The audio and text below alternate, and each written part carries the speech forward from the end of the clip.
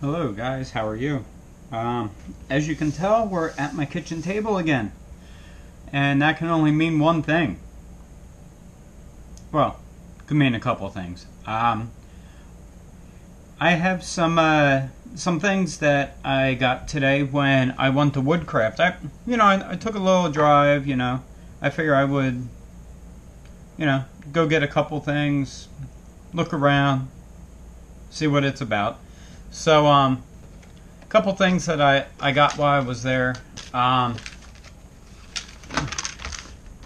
going to end up making a clock very soon, just because I haven't made a clock. I've made bowls, I've made vessels, I've made, like little lidded jars. I made lidded boxes. I've done all that stuff. I've done the bottle stoppers and that kind of thing. So what I'm going to do now is I'm going to try my hands at making a clock. Seems simple. You make a design, you drill a hole, you route out the size of this, put that in the back, pop your hands on, boom, you got a clock. So, I'm kind of anxious to see how that's going to turn out. See what I did there? Turn out. So, that's one of the little things I got. Another thing that I got, since you guys know that I like to make bowls, is I got salad bowl finish.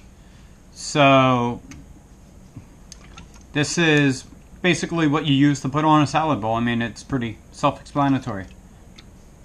Not a real big deal, but I was anxious to get some rather than using just a normal mineral oil or beeswax or anything like that. I wanted to actually get salad bowl finish, so I got it. Another thing is, if you guys noticed when I made that video of the cedar bowl, it got really dusty, and at some points it was a little hard to be able to breathe at some points without the ventilation in the right direction. The wind changed direction, and the fan was trying to blow out, and the wind was blowing in, so it just all basically hit me right in the face. So I fixed that now. Now, mind you, it doesn't have the surround and all that on it, the packaging, because I already opened it up and I got it fitted and everything and tried it out, because I wanted to make sure it was good. So, it fits pretty good. It definitely restricts the stuff going in, including air. So, we'll see what happens. I have a couple different bowl blanks in there that I'm going to need this for, because even one of them is bloodwood, and that does tend to irritate people's lungs. Not to mention I'm also asthmatic, so I should have probably had this a long time ago. And then the next thing is, it's actually a two-part thing. This is one of the things that I've really been wanting, because up until now I have been hand grinding all my chisels and all my gouges.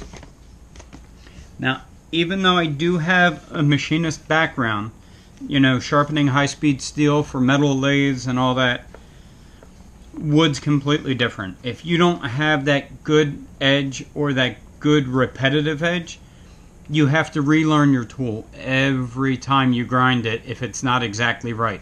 And what this thing does is, as you guys can see right there, is it has a bracket on both sides. This side I can use for my chisels. This side over here I can use for like spindle gouges, bowl gouges, my spindle roughing gouges, and depending on what kind of grind you like. I probably won't. I'll use this for my bowl gouges, but what I did was I got part 2. And what part 2 is, this goes hand in hand with the other one, and I'll explain to it, the best I can. This is basically designed to where if you get,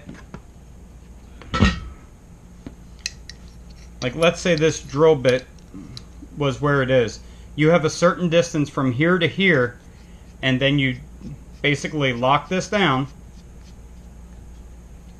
and then you put it into this housing, and then you can rotate from side to side, and that allows you to get different kinds of grinds. Like on this one, you can see they have it. There's a couple different names for it. It's an Irish grind, swept back wing. It's not just a basic bevel on your tool. That is like a multi-axis grind. So that's what this is going to help with. It won't. I don't think it'll help with drill bits. I mean, you could probably use it for them if you had bigger ones, but honestly, I can grind drill bits myself. So that's some of the things I got, and you know, keep an eye out because there's going to be an install video for this, because as you can see, I have to raise my grinder. I'll probably be making a base for this.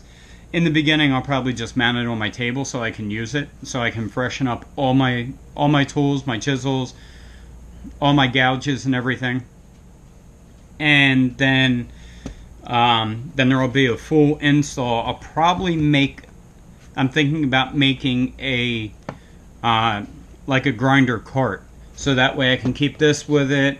I can keep the grinding wheel dresser on there, and you know, I can wheel it out when I need it. I can move it out of the way. I don't have to take up any kind of, you know, bench real estate, because as you guys know, I don't have much of it. So that's basically what I got, and I am very happy with it. I'm very pleased. So don't forget, guys, hit the like button, subscribe if you're here for the first time. Also click that little notification bell, because that'll let you guys know whenever I post up a video, guys and girls.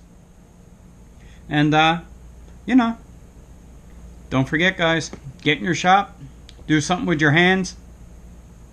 You know, it's fun, it's a stress reliever. See you next time. Have a nice day, guys.